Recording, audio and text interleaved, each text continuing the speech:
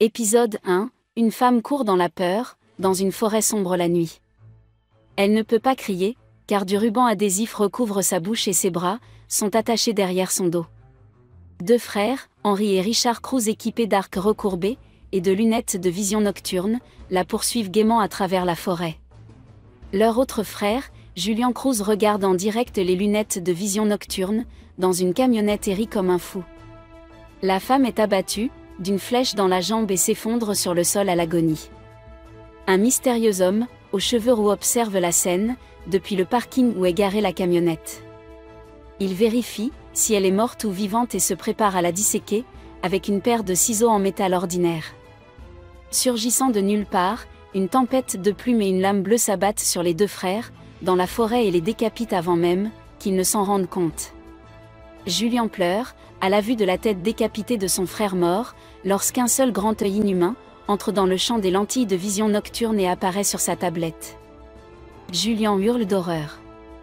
La scène se coupe ensuite, sur un jeune homme nommé Cocu, qui est le tueur B marchant tranquillement, du centre-ville jusqu'à une maison à 2 étages située dans la grande banlieue, après avoir acheté plusieurs brioches aux haricots rouges.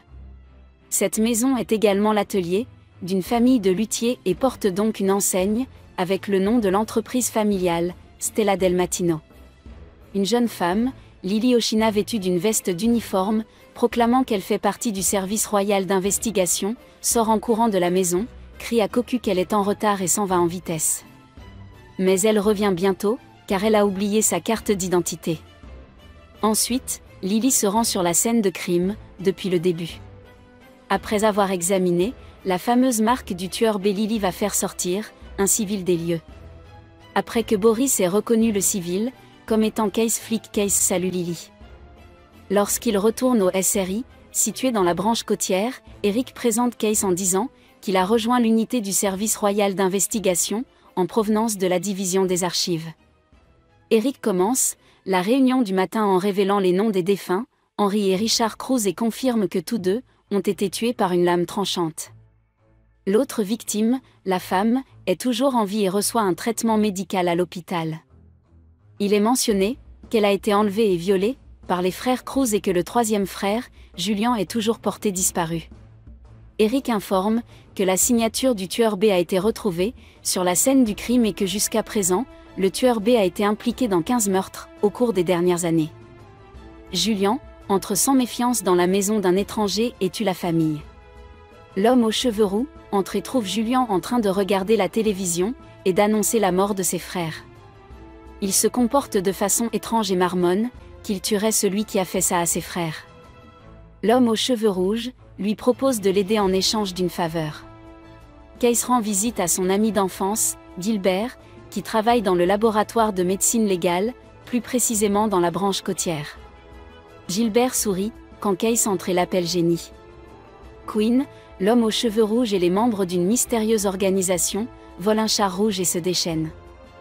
L'homme aux cheveux rouges conduit le tank tandis que Julian tire sur les autres véhicules, qui les suivent.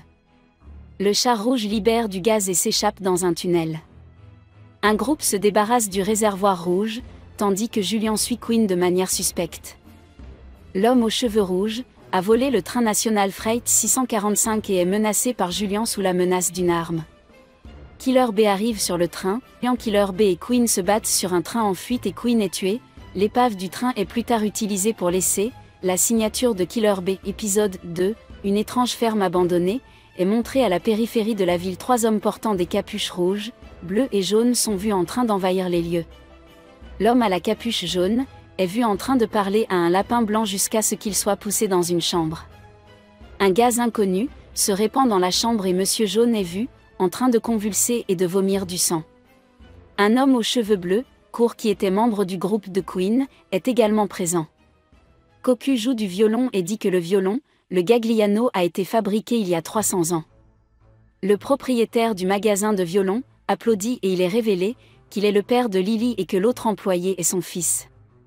Mario se rend sur la scène de crime du député Ed Kyle avec Brandon. L'Assemblée, qui a fait la une des journaux pour avoir accepté des dons illégaux de plusieurs sociétés, a été retrouvée décapitée, avec sa femme et la signature infâme de Killer B griffée sur le papier peint derrière eux. Case, pousse un soupir et informe à regret l'équipe qu'il ne s'agit pas de l'œuvre du tueur B, mais plutôt d'un imitateur. L'équipe n'est pas totalement convaincue, jusqu'à ce qu'un autre corps soit retrouvé à la résidence, cette fois celui de Monsieur Yellow. Gilbert confirme que la cause de la mort est un gaz toxique, des agents neurotoxiques et des agents vésicants, qui endommagent la peau, les yeux et les lombes. Ils ont demandé l'aide de l'Institut de médecine, de l'armée pour trouver un remède. L'équipe craint que le gaz ne soit libéré lors du gala de charité du maire. Alors qu'il travaille avec ses collègues au Stella del Mattino, Cocu se coupe la main après avoir entendu la nouvelle selon laquelle le récent meurtre du député Ed Kyle a été commis par le tueur B. En fouillant le gigantesque hôtel, le RIS se rend sous couverture et déjoue une attaque de Monsieur Red contre le maire. M. Bleu prend alors le contrôle de l'automatisation du bâtiment et menace de libérer le gaz si le maire n'est pas tué. Une vidéo de la mort de Monsieur Jaune est diffusée sur le projecteur pour que tout le monde puisse la voir. Kayla travaille rapidement dans les coulisses en tapant à la machine pour contourner la commande de verrouillage du bâtiment. Contrairement au public Brandon, Lily et Mario ont l'air détendus, car ils ont fait confiance à Kayla pour les libérer. Attiré par l'événement, Cocu suit Izanami, le membre aux cheveux bleus, d'il y a un an sur le toit. Elle sort une grenade, de dessous sa jupe et des explosions se produisent, que Case remarque dans la voiture. Épisode 3, sur le toit du Legacy Palace, on voit quelques explosions alors qu'Izanami et Cocu se battent. Il lui demande qui elle est. Elle parle envers et Cocu lui lance un couteau, en lui demandant « Est-elle avec toi ?» Elle saute du toit, Cocu saute aussi derrière, elle en faisant apparaître ses ailes et commence à la suivre. Elle commence à s'enfuir, sur un skateboard avec Cocu à sa remorque, Case regarde cela en prenant une voiture et commence à les suivre, en se dépêchant il prend même Bori, qui était à l'origine aux commandes de la voiture avec lui. À l'intérieur du bâtiment, il y a de l'agitation, le criminel à l'intérieur dit qu'il n'est pas comme eux et n'a pas peur de sa mort. Pendant ce temps, Kalea utilise ses compétences techniques et prend le contrôle du bâtiment à Monsieur Blue, et bloque son accès au système. Kayla appelle Eric, et lui annonce qu'elle a réussi à prendre le contrôle du système, puis elle ouvre la porte et laisse sortir le public. Elle déclare également que pendant qu'elle essayait de prendre le contrôle du système, il y a eu de nombreuses attaques défensives de l'autre côté, mais qu'elles ont soudainement cessé, évoquant la possibilité qu'il s'agisse d'un piège. Eric envoie quelques hommes pour localiser le gaz, les gens partent alors que le gaz commence à se répandre dans le bâtiment, seules quelques personnes parviennent à sortir, et toutes les personnes à l'intérieur du bâtiment sont affectées par le gaz. Sur les instructions d'Eric, Kayla change la direction du flux d'air, en utilisant le système VAC, pour évacuer le gaz vers la zone vide du bâtiment. Une fille vient et emmène le terroriste. Cocu poursuit Izanami et Case sont à leur trousse. Eric contacte Boris et leur explique la situation et leur demande de revenir. Case dit à Eric que le gaz est un faux, un gaz knockout, et une distraction, et dit que cet incident a la même structure que le vol du train, quelqu'un utilise des crimes pour réaliser son plan. Ensuite, nous voyons le chef des terroristes, Minatsuki, la fille qui demande s'il est nécessaire d'amener le roi aux ailes noires avec eux. Il dit oui et quand il dit qu'il doit seulement être vivant, ce qui signifie qu'ils peuvent le blesser, mais pas le tuer. Cocu et Izanami atteignent le lac Lenan, il lui demande où elle était, elle essaie de remuer les souvenirs que Cocu a enfermés. Il se transforme en roi aux ailes noires et commence à se battre et la vainc. Elle lui dit de toucher Canopu. Case arrive au lac, mais il n'y a personne, il voit les particules de la lame dans l'eau. Tout le monde dans l'immeuble se réveille et RIS trouve le vrai gaz. Lily a un mauvais pressentiment sur les crimes, mais Marco inspire Lily et Bran avec leur serment de service. Épisode 4, dans un flashback, Case voit Erika Kazumi Flick se faire torturer et tuer alors qu'elle l'appelle et plus tard, on voit ses funérailles. Case se réveille et décide d'aller à la bibliothèque. Cocu s'y rend également et Lily le rencontre et le prend en stop. En chemin, ils discutent et il lui demande ce qu'est Canopu, elle lui répond que c'est une étoile. Son petit ami à l'école s'intéressait à ce genre de choses et il lui en a parlé. À la bibliothèque, la carte de Case est expirée et le bibliothécaire lui demande de la renouveler. Cocu est déposé à la bibliothèque par Lily et Case part après avoir pris un livre, ils se croisent et Cocu entend « Touch Canopu ». Il se retourne mais il n'y a personne, Case tombe dans les escaliers. L'ascenseur de l'immeuble de Case ne fonctionne pas et il monte à l'étage, où il rencontre Lily. Il lui demande de partir, mais elle ne part pas et il l'invite à entrer. Là, Lily parle des affaires du tueur B et du fait que ses victimes sont toutes des criminels. Lily demande à Case d'utiliser son génie pour expliquer les mystères qui sous-tendent les crimes.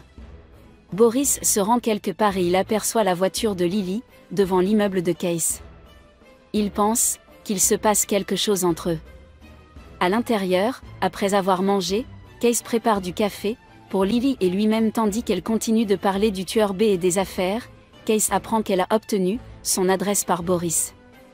En utilisant son téléphone, Boris envoie accidentellement un message et invite l'équipe à un apéritif chez Case.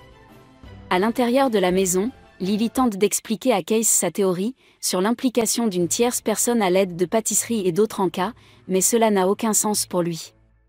Case lui demande de partir, mais il trébuche et Boris entre en même temps et les voit dans une position embarrassante. Lily explique ce qui s'est passé. Suite au texto accidentel de Boris, tous les autres membres de l'équipe arrivent, Boris et Case parlent de Lily. Bran découvre que tout le commissariat est surveillé, mais il est attaqué avant de pouvoir quitter le bâtiment. Cocu est dans une ruine et se souvient de vieux souvenirs. Il montre le canopus et dit « Je te retrouverai ». On voit Bran, ensanglanté dans l'ascenseur et sur le mur, la marque du tueur B est dessinée. N'oubliez pas de vous abonner et d'activer les notifications pour pouvoir regarder d'autres vidéos comme celle-ci. Merci d'avoir regardé.